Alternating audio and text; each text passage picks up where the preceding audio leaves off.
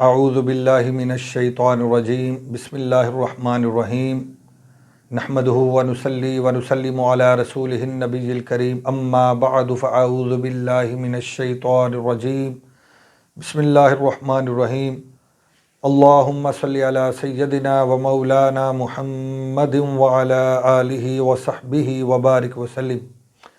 معزز طلباء و طالبات و معزز سامعین گرامی، السلام علیکم ورحمۃ اللہ وبرکاتہ۔ آج ہم کریمہ سعدی کے 5ویں لیکچر میں حاضر ہیں۔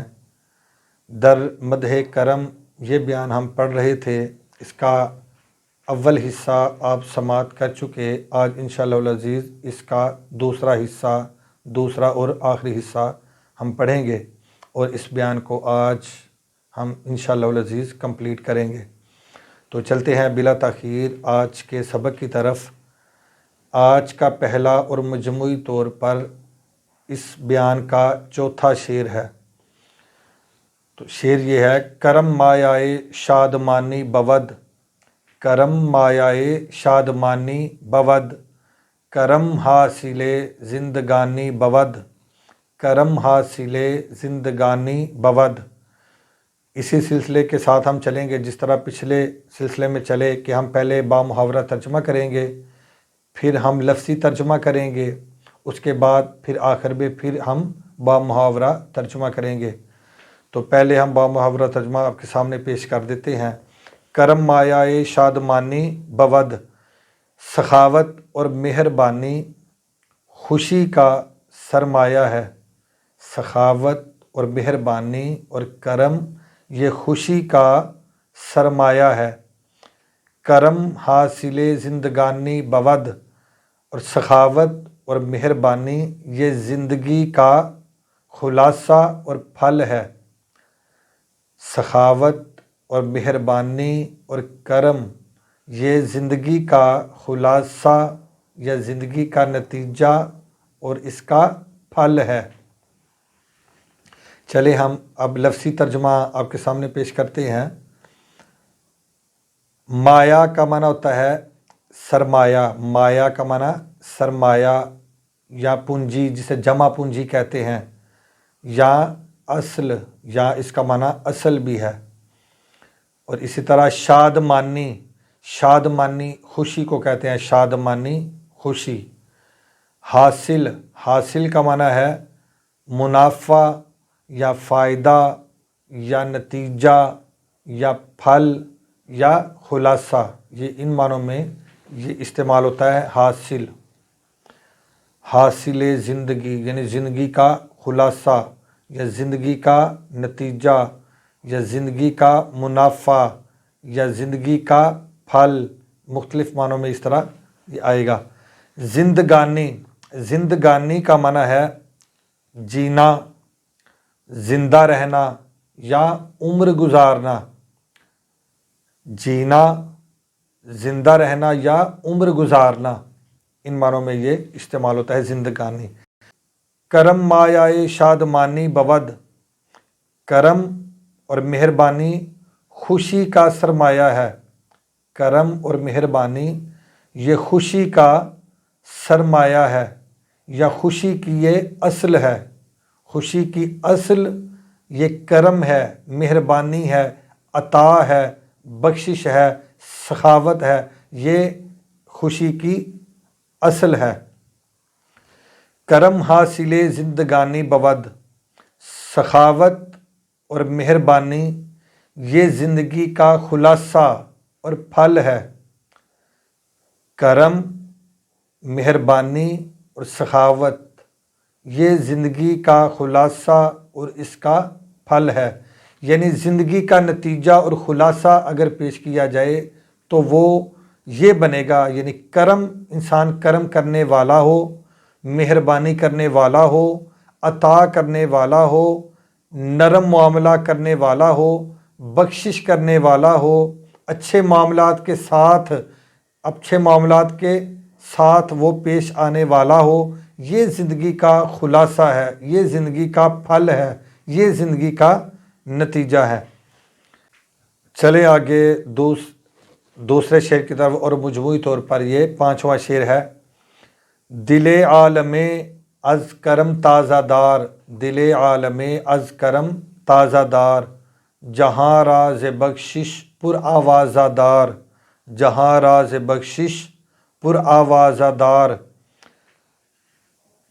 اسی اسلوب سے ہم ترجمہ کریں گے، پہلے با محاورہ ترجمہ، پھر لفظی ترجمہ، اینڈ پہ پھر ہم با محاورہ ترجمہ کریں گے۔ دل عالم از کرم تازہ دار، جہاں والوں کے دل کو سخاوت اور مہربانی سے خوش رکھ، جہاں والوں کا دل سخاوت، کرم اور مہربانی سے خوش رکھ۔ آگے جہاں راز بخشش پر آوازہ دار، اس کا معنی ہوگا جہاں والوں کو بخشش و عطا سے پر شہرت رکھ، یعنی شہرت سے پر رکھ۔ چلتے ہیں لفظی ترجمہ کی طرف۔ عالم کا معنی ہے جہان، عالم کا معنی جہان، اور تازہ کا معنی ہرا بھرا یا روشن یا خوش، ہرا بھرا روشن یا خوش۔ دار کا معنی ہے تو رکھ، دار کا معنی تو رکھ، یہ داشتن مصدر سے فعل امر واحد حاضر کا صیغہ ہے، دار تو رکھ۔ آگے آوازہ، آوازہ کا معنی شہرت، آوازہ کا معنی شہرت، تو پر آوازہ کا معنی شہرت سے پر، شہرت سے پر رکھ۔ تو دوبارہ کرتے ہیں ہم اس کا با محاورہ ترجمہ۔ دل عالم از کرم تازہ دار، جہاں والوں کے دل کو کرم بخشش کے ساتھ، کرم اور بخشش کے ساتھ خوش رکھ، جہاں والوں کے دل کو کرم بخشش اور مہربانی کے ساتھ خوش رکھ، جہاں راز بخشش پر آوازہ دار، اور جہاں والوں کو بخشش و عطا سے پر شہرت رکھ، یعنی ان کو شہرت سے پر رکھ، اور جہاں والوں کو بخشش و عطا سے پر آوازہ، یہ بھی معنی کر سکتے ہیں پر آوازہ رکھ، یعنی شہرت سے پر رکھ، اور جہاں والوں کو بخشش و عطا سے شہرت سے پر رکھ۔ کسی طرح بھی آپ اس کا ترجمہ کر سکتے ہیں، اس میں کوئی مشکل نہیں ہے، جس طرح بھی آپ ترجمہ کریں گے وہ درست ہی ہوگا، اس میں پریشانی والی کوئی بات نہیں کہ ایک دفعہ یہ ترجمہ ہو رہا ہے، دوسری دفعہ یہ ہو رہا ہے۔ صرف میں تفسیری ترجمہ کرتا ہوں تاکہ جو دیگر سامعین ہیں ان کے لیے بھی آسانی ہو سمجھنے میں، شعر کو سمجھنے میں اور اس کے مفہوم کو سمجھنے میں آسانی ہو، اس لیے میں تفسیری یا وضاحتی ترجمہ کرتا ہوں۔ تو جو طلباء ہیں ان کو پریشان ہونے کی ضرورت نہیں، کوئی بھی آپ ترجمہ کر سکتے ہیں، سارے تراجم درست ہوں گے۔ مقصود ہے کہ آپ لفظوں کو سمجھیں، آپ کو ایک ایک لفظ کا معنی آنا چاہیے، ان کا ترجمہ کرنا آنا چاہیے، ان کو جوڑنا کیسے ہے، ان کا تلفظ کیسے کرنا ہے، اس میں سے صیغے کیسے ہم نے اخذ کرنے ہیں۔ تو یہ چیزیں طلباء کے لیے خاص ان کے ساتھ ریلیٹڈ ہوتی ہیں، آپ لوگوں نے یہ سمجھنا ہے۔ باقی جو میں مختلف تراجم کرتا ہوں یہ عام پبلک کے لیے کیے جاتے ہیں تاکہ ان کو سمجھنے میں، سیکھنے میں اور مفہوم کو واضح کرنے میں آسانی ہو، تاکہ وہ آسانی سے سمجھ سکیں۔ چلتے ہیں آج کے آخری شعر کی طرف۔ ہما وقت شو در کرم مستقیم، ہما وقت شو در کرم مستقیم، کہ ہست آفرینندائے جاں کریم، کہ ہست آفرینندائے جاں کریم۔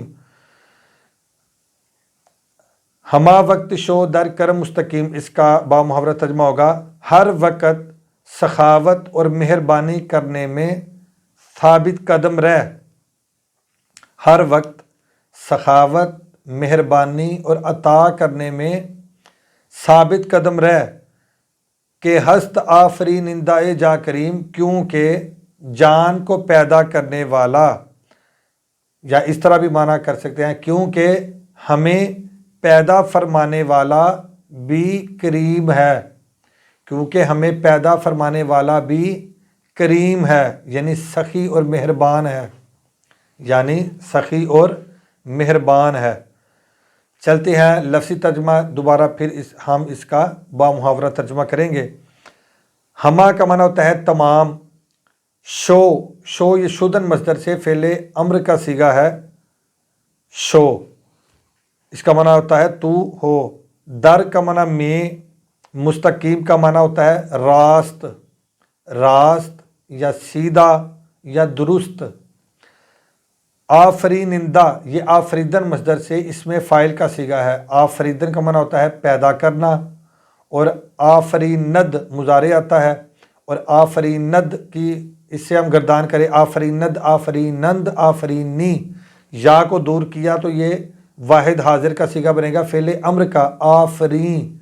اور آپ نے یہ قاعدہ پڑھا ہے اس میں فاعل بنانے کا کہ امر واحد حاضر کے صیغہ کے آخر میں ندا بڑھا کر، ندا یعنی لفظ ندا بڑھا کر ہم اس میں فاعل بناتے ہیں، تو آفرین سے آفرینندہ بن جائے گا، آفرینندہ یعنی پیدا کرنے والا۔ تو چلتے ہیں دوبارہ ہم اس کا باب محاورہ ترجمہ کرتے ہیں۔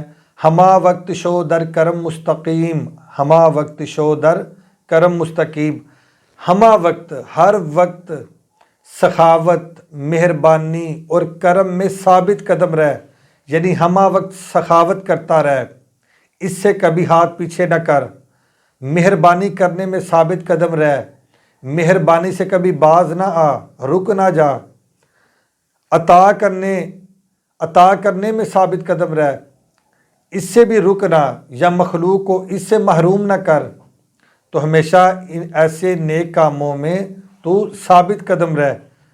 ہما وقت شو در کرم مستقیم، ہمیشہ ہر وقت سخاوت اور مہربانی کرنے میں تو ثابت قدم رہ، کہ کیوں کہ ہست آفرینندۂ جاں کریم، کیونکہ ہمیں پیدا فرمانے والا بھی کریم ہے، یعنی وہ بھی سخی ہے اور وہ بھی مہربان ہے، وہ بھی اپنے بندوں کو عطا کرنے والا ہے۔ تو اپنے اندر یہ خدائی صفات پیدا کرے، یعنی اللہ پاک کے جو اوصاف ہیں ایسے اوصاف اپنے اندر پیدا کریں۔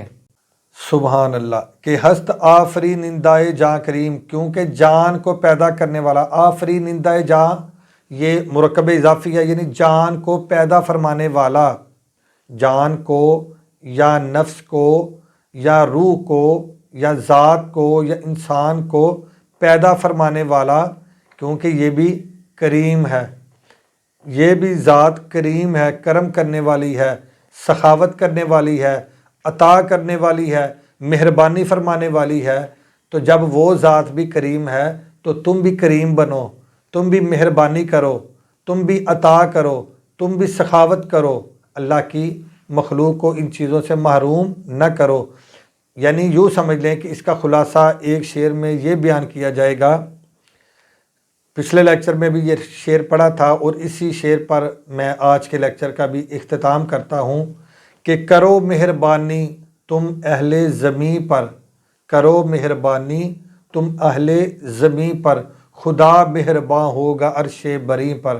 اللہ کی مخلوق سے محبت کریں، پیار کریں، ان کو عطا کریں، ان سے محبت رکھیں، ان پر مہربانی کریں، کسی سے غلطی ہو تو ان کو معاف کریں۔